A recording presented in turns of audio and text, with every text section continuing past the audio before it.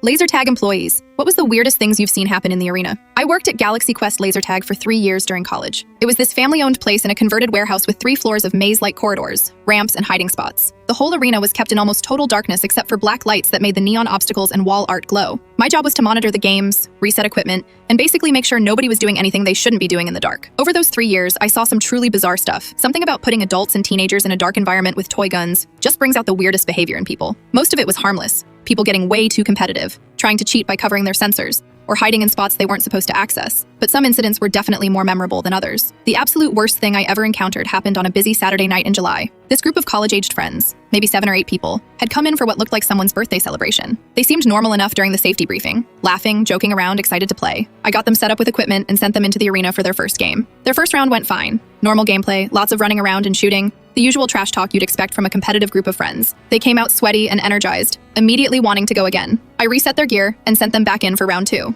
About halfway through the second game, I was doing my usual patrol around the arena to make sure everything was running smoothly. The arena has this network of walkways that let staff move around and observe without interfering with gameplay. I was walking along the second floor catwalk when I heard some unusual sounds coming from one of the corner sections on the ground level. I made my way down there, thinking maybe someone had gotten hurt or was having equipment trouble. As I turned the corner into this secluded alcove behind some large foam barriers, I found 2 people from that birthday group, a guy named Tyler and a girl named Amanda, based on what their friends were calling them earlier. These 2 were completely oblivious to the laser tag game happening around them. Amanda had her hands down Tyler's pants and he had his hand down hers. They were fully going at it right there in the arena, with kids as young as 10 years old running around playing in the same space. The black lights made everything glow in this weird purple hue, which somehow made the whole scene even more disturbing. I had to clear my throat pretty loudly to get their attention. They both jumped apart and looked mortified when they realized they'd been caught. I told them they needed to collect their friends and leave immediately. They tried to argue that they weren't hurting anyone, but there was no way I was letting them stay after that. The whole group got kicked out, and Tyler kept asking if we were going to call the cops, which we didn't, but they were definitely banned from coming back. The most family-friendly weird incident was probably the dad gymnastics competition. It was during a busy weekend afternoon, and we had this group of kids who were clearly serious gymnasts. You could tell by how they moved and the way they were built. Their dads had reluctantly agreed to join the laser tag game,